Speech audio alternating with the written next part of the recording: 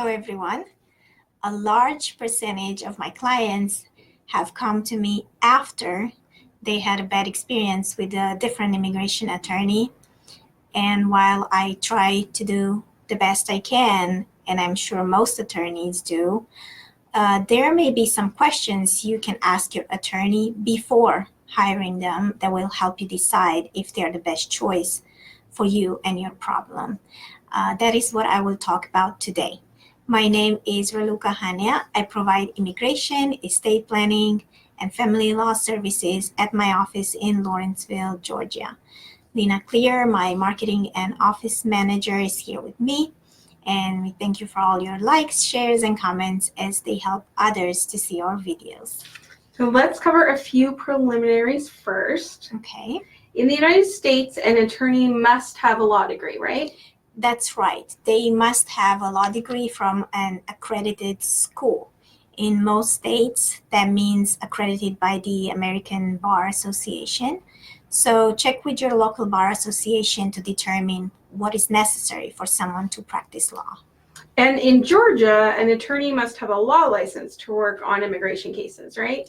That's right. I know in some states, such as California, non-attorneys can help with some immigration issues, but that is illegal in Georgia. Also, some states have testing specific to the area of immigration. So those who work in that field may be able to call themselves specialists. I do think that it's also wise that you should ask what type of immigration law the attorney practices. And it's most immigration attorneys can handle a variety of parts in immigration. However, if you have a particularly difficult case, such as an EB-5 or a deportation hearing, I would be sure that your attorney has handled those type of cases before. And as this is a live, so Nina had to answer her phone, so I'm going to ask the next questions that she was supposed to ask me. So can you or any attorney guarantee a time that things will take? And my answer is 100% no. If any attorney tells you this will only take this long, I would not hire them. And the reason is because there are so many variables for each case, and you never know if you get an RFE, which is a request for evidence, or an NOID, a notice of intent to deny, which could also increase the processing. The government is constantly changing how they process the applications. Recently, they stopped processing the oldest and moved to processing the newest. So that impacted the people who thought they were about to have their application processed. And we also know that in the last 2 years, processing times have doubled for all immigration applications. In some cases, even more than doubled.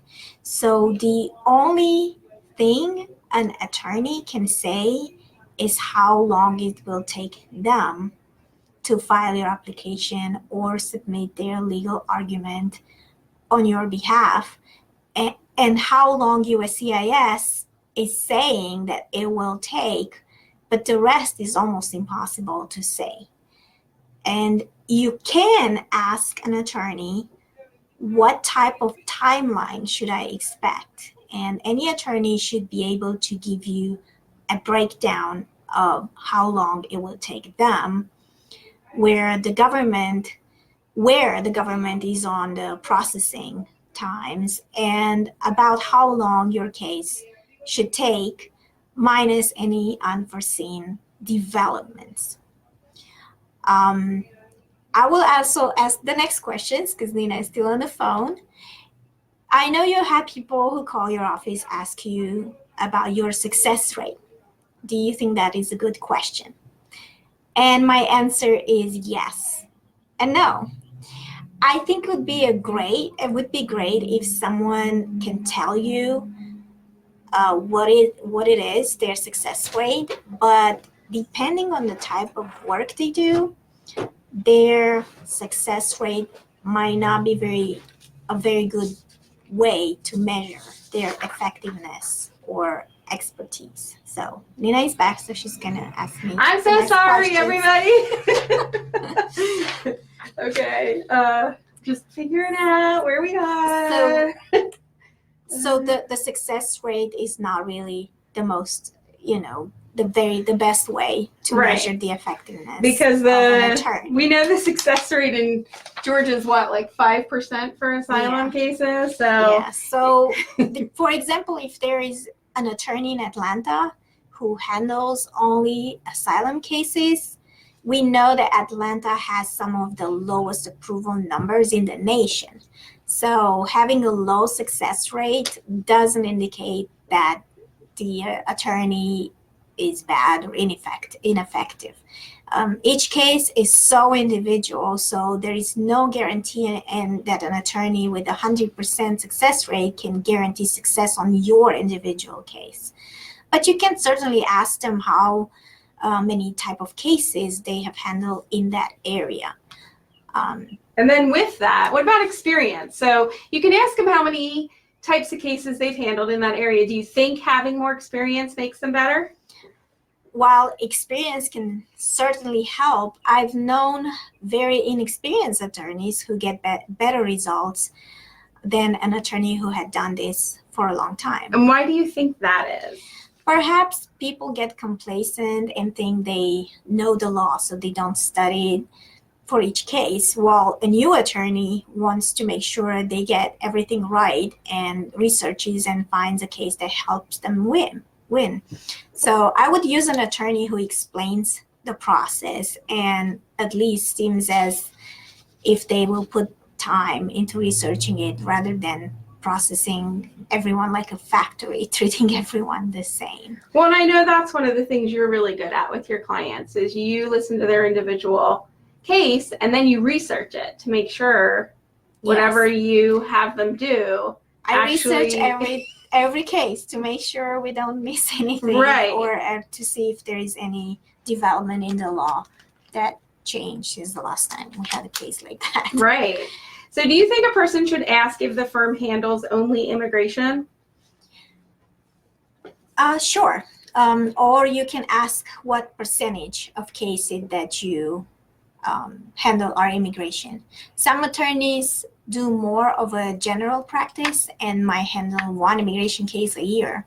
So they might not be the best choice over someone that does immigration 100% or 90% of their practice. Okay. What about when people ask, because this happens a lot, especially if people see your video and they're like, come and help me here in Texas or Chicago or wherever. What about if people ask you to fly to help them with an interview? I have traveled to hearings for clients, but for interviews, I think it is wise to use someone familiar with your local USCIS office. They often have a relationship with the officers and are known there. And unless they have a bad reputation, which they probably won't admit to, you are better off using someone locally for the interview. Okay, so what else should a client ask the immigration attorney they are interviewing? I think it's important that an immigration attorney be a member of AILA, which is the American Immigration Lawyers Association. And why is that?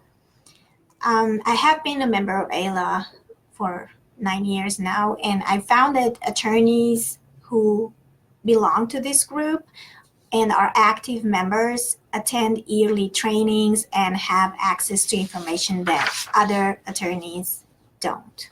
And can you ask an attorney their fees? You can and you should. Most immigration attorneys have a flat fee they charge for completing and sending in your paperwork and legal brief response. You need to find out what exactly their fees include. Usually their fee will not include postage, for example. Some may not include copying costs or phone calls or emails. People think that I've hired an attorney and now they will do everything for me, but that isn't true. If you are hiring an attorney for a specific reason, they will hopefully take care of that issue, and anything more you will need to pay them for. Immigration often has many parts to an application, and after the application, there is an interview. If you want your attorney to attend, you may have to pay an additional amount for that. It's very important when meeting with an attorney and entering into a contract that you are both clear on what will be done by the attorney and what you're paying for. Also, sometimes people think that my fee includes the fee payment for the government, and it does not, and I don't know any attorney that would do that. What about language? Is it important that you speak the same language?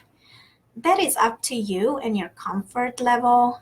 If you have someone who can be an interpreter and they can attend every meeting with you, as I had several clients, you may be okay having an attorney who doesn't speak your language. However, I have found that the majority of my cases do best when my client and I communicate directly in the same language. And you speak English and French and Romanian. That's right. Okay. Anything else that someone should ask? I think it is wise to ask your attorney how they will update you on the case and how frequently. These cases can take years, and USCIS claims that they update your case online with any changes, but most of us in the immigration field know this is not true. What you should have happen is your attorney updates you when there are any changes to your case, or every month if that's your agreement, whether there is a change or not. Each office will have their own system. Plus, you should notify your attorney how would be best for you to communicate, and definitely notify your attorney about changes to your contact information as soon as possible. And one of the biggest questions that people ask is, do you have a free consultation? Do you think that's a good question? I think any questions is a good question. Do I think that an attorney having a free consultation should be a deciding factor in if you hire someone? Absolutely not. And let me explain. Many attorneys, I do not, but many offer a free consultation, which is usually means 10-15 minutes of their time hearing from you about your case, and then they will tell you if they can help you with your case or not. Then they will tell you how much their fee will be to handle your case, and you decide if you will hire them. Often they will bill the cost of the consultation in their fee, so while you think you're getting something for free, you're not. Also, keep in mind that this free consultation only allow the attorney to hear your case, but they do not usually give you any legal advice. So it's not really a legal consultation. In immigration, you are hiring someone to work on something that may impact you for the rest of your life. So if the most important part for you is that you got a free consultation and the lowest cost service, regardless of how good of a job the attorney does, you're under evaluating yourself. Okay, any other questions that are helpful? Yes, it is always good to ask your attorney what they will need or will need from you. Without full information from you, an attorney can't provide the best results for you. Sometimes I had to do a FOIA, it's a Freedom of Information Act request, because a client didn't have their full file. This can delay the processing of their case. Other times, I have had clients who have no pictures or other documentation with their spouse, and this can cause concerns for USCIS about if a marriage is bona fide. After signing an agreement, I will provide a list of what I need for my clients. The more you can give your attorney to support your position, the stronger your case will be. Can you ask your attorney if your case will be successful? Sure, well, you can ask them if they think it will be, but there is never a guarantee in immigration since each case is so individual. In fact, just as with an attorney who guarantees how long a case will take, if an attorney guarantees you will be successful, I would not hire them. They can certainly say, based on their experience, they think you will succeed, depending on your case, but that is the extent of what they should say. Thank you for all of those who watched and for all of your likes and comments. Please reach out to us with questions about your immigration case. We are always here to help. See you soon.